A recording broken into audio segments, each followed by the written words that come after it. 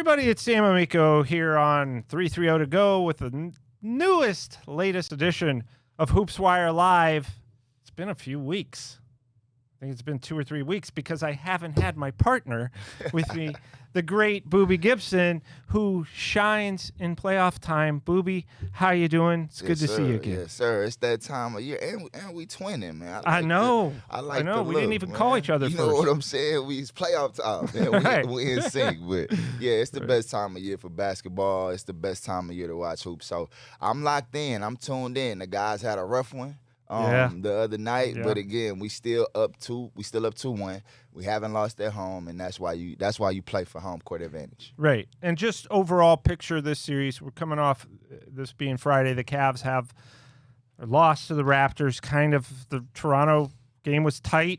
It was tied at 88, and the next thing you know, former Ohio State star Jamison Battle coming off the bench, averaging like 3 a game during the regular season and went nuts. I don't know what he got against us, though. He's like in the first game of the year or something. He went 6 for 6 or something the first time they played us. So I don't know. I think it's that Ohio State connection thing. Yeah. So again, I don't think we're gonna have to worry about him as much as the Barnes and the Barretts of the world, who I felt like found their rhythm and found where they can get advantages, getting into the paint and playing with confidence. So now that those two guys found a rhythm, you don't want to let that other one, the Slim Reaper 2.0 over there, you don't want to let him get going. So adjustments will be important defensively for our guys, as we saw them get hot last game. Yeah, and it seemed like the breakdown came defensively late, but offensively it seemed like the Cavs were kind of caught in Game 3 playing the Raptors style a little bit, which is kind of chaotic, physical. The Toronto's very physical team. You know, Kenny Atkinson, Booby, always says this. I hear him every press conference. We have to hold our spots. Yeah. And I don't know that the Cavs necessarily were able to do that as much as they did in the first 2 games. You know, you've been in this situation, in playoff situations before, whether you're down or up. How do you approach this Game 4? Almost like it's Game 1, or how do you approach it?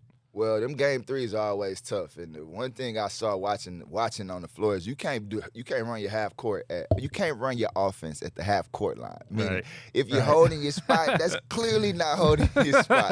They got you all the way up there. So for starters, be more physical and come into the game with intention and desperation. And sometimes that's what losses do for you. You know, you might get into cruise control. We won 2, thinking that, okay, we just going to be able to cruise to this 4 games. But you got to realize this team fought to be in the playoffs. They kind of fought to play against us at the last game of the year. So they may feel like they have a chance against us. So it'll be important for us to remind them of who we are. But again, I think it's our stars that have to take their game to another level. I can't just sit back and say Spider can go out there and be cool. No. I need 30 or 40 because now this is why we put this team around you, so that you didn't have to exert so much energy during the regular season, so that you have your legs for this time of year, so that you could be Spider. So I'm expecting a virtuoso performance from him, a Spider like Game 4.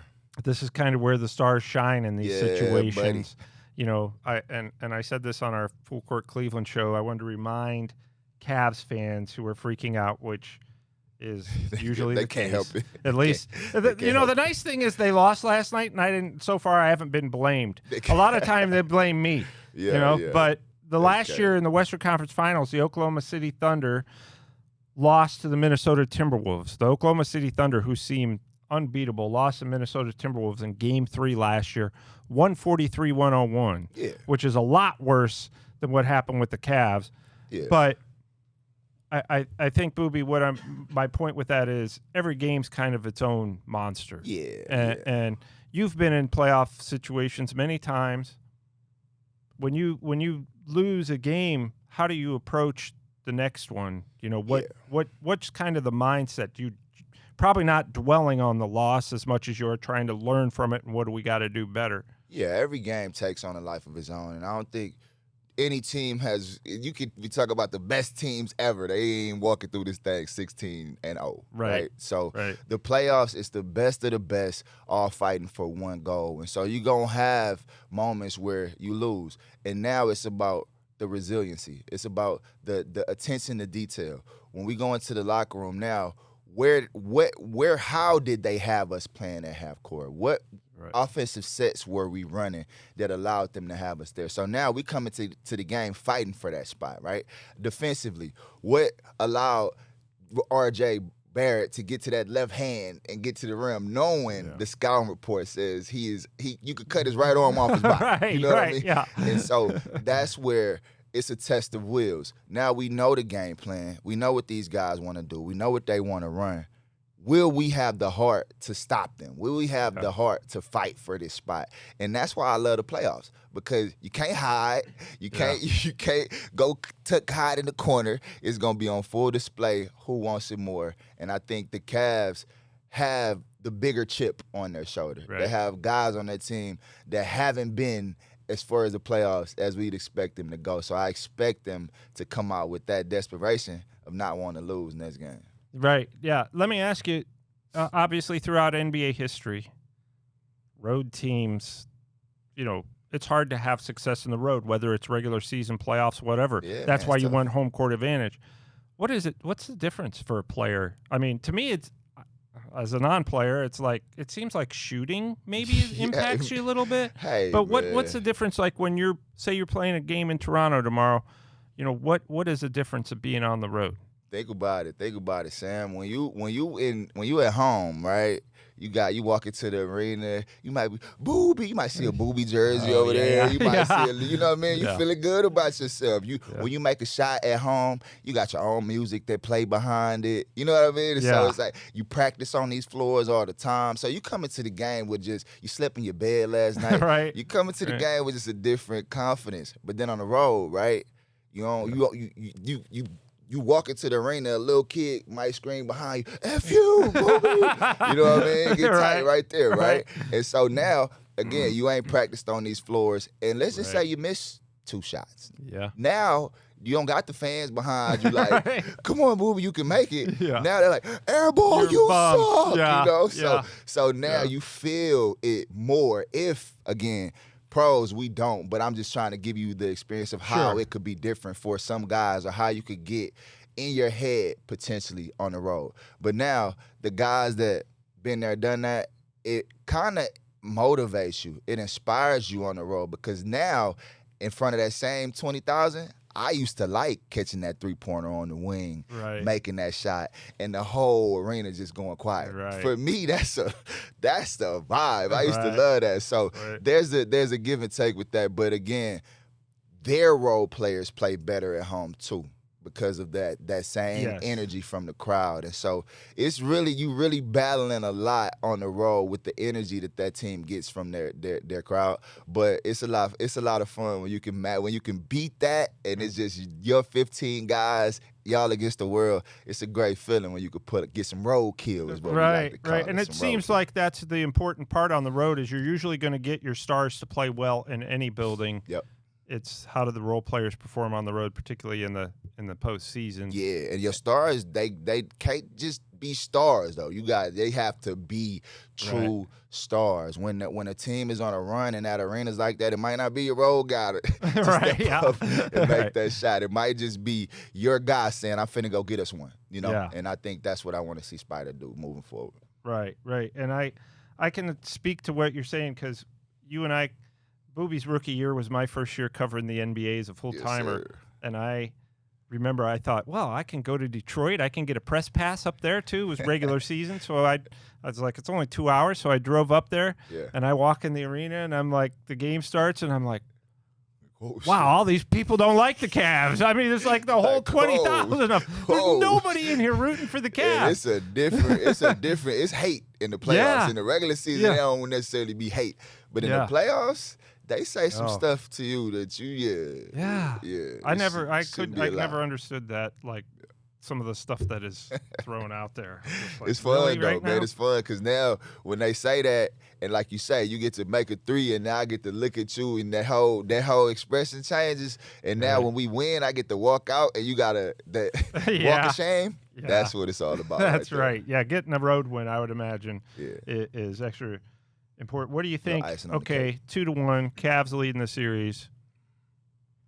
You kind of broke it down a little bit, but what do you think? Game 4 in Toronto. Yeah. You get that game, you're up 3-1, you're coming back home for game 5. That's what I expect to happen. Mm-hmm. But what needs to happen for the Cavs to get that game 4 and do what you just said and silence the home crowd? Yeah, we talk about defense. We hear coach say it after after games, but that's what it's gonna take. It's gonna take an attention to detail and knowing players' personnel, going into the game, finishing every possession with a rebound. It's not letting possessions get away by turning the ball over. It's offensively making sure we attacking the paint. We're not taking the first shot available and allowing this team to get into transition. Again, it's really attention to detail and getting into the locker room and saying, okay, no possessions off defensively, and we're going to get 3 stops in a row, right? We're going to get some kills this game. We're going to not allow this team to allow the fans to get involved in the game. So it's just going to be a matter of making sure we don't let no possessions get away from us and taking it one quarter, one play at a time. And that's how you get road wins. Yeah, there you go. Well, let me ask you this. Stepping outside this series, what has surprised you? Obviously, a lot of series are only at 2 games. But what has surprised you so far? What's been like the biggest surprise to you outside of this series? Man, can't even say it's a surprise no more. But King James out there in La La Land, it's just amazing to see, man. And we talk about the GOAT conversations. I don't like having the GOAT debates, but just thinking about 23 years in the game. Yeah, going against a team that they young, they supposed to be defenders everywhere, all these athletes, another Hall of Famer on the other side, and to go up 2-0, even if they don't win the series or whatever it is, it's just seeing him still play at this level. I just think that we shouldn't take it for granted, because we're really witnessing, no pun intended, witnessing greatness. So that's probably been the best part of the playoffs so far for me to watch that, and then to see I enjoyed watching San Antonio. I didn't like the spill was so scary. Yeah, the Wembanyama fall. Oh, man. But watching them get this playoff experience and seeing them step up to the challenge and look like formidable contenders out west, that's been fun to see too. Yeah, San Antonio looks like the real deal as long as their cheat code is out there. You got to have the alien out there. Right. If he ain't out there, it changes a bit. Yeah. So, and then the other series I would talk about would be Atlanta up 2-1 over the Knicks. A lot of people didn't realize this, and I know Booby loves it when I bring up last year's Indiana Pacers. But that's who they kind of remind me of in the way that this was the league's 1 or 2 hottest teams going into the playoffs were the Hawks. Yeah. And they've kind of carried that over, and will they be, I don't know that they'll go as far as the Pacers did, but will they maybe survive this series? Yeah, that's why I was worried about them in that 5 spot while we were trying to figure out who we were going to play against, mainly because of their defensive capabilities. I think we would wear them down inside because they just don't have the size to keep up. But, man, do those guys guard and fly around. Yeah. And I think that's what the Knicks are seeing. Brunson is seeing a little bit of everybody defensively out there. So it's going to be interesting to see how he figures out that. And then, Cat got to find his way. And it's been a weird situation over there with him and Mike Brown and that whole crew. So the Knicks are on the ropes. That's surprising, but it's not as surprising because, to your point, we've been seeing Atlanta prove that they can win games, and they do it together. It's just everybody and CJ, the bucket. CJ McCollum. We forget how much of a bucket CJ McCollum is, but defensively that team is tough to deal with. Yeah. CJ's one of my favorite NBA players of all time. Yeah. You know why? Because he went to journalism school and wanted to be a sports writer. So which is funny because I went to journalism school to be, well, actually I didn't. I majored in psych. I didn't even think I'd be doing this, but I wanted to be a sports writer, and I never got to play in the NBA first. So I'm kind of jealous of CJ. I seen CJ have a night of his life. I'm talking about yes, drinking heavy and go out and get 40 the next day. I say, yeah, you a bad boy, man. Right? I didn't think he was gonna show up for the game as fun as he had. But yeah, it's good to see him too, back in the playoffs, getting the recognition he deserves after what he was a star all those years in Portland. You know, you get passed around a little bit, people forget just how good you are. So good for him, people, to make people remember that CJ got game. Yeah, absolutely. Well, and he's a Northeast Ohio guy, so everybody's kind of pulling for him a little bit. That mean growth spurt he had. There's always a crowd in Cleveland whenever CJ shows up of like 20 people that are sitting in a corner that are like, woo, cheering every move he makes because he got them all tickets. So, love it. Yeah. Man. But anyway, Cavs, Raptors, Game 4, Sunday, 1 o'clock.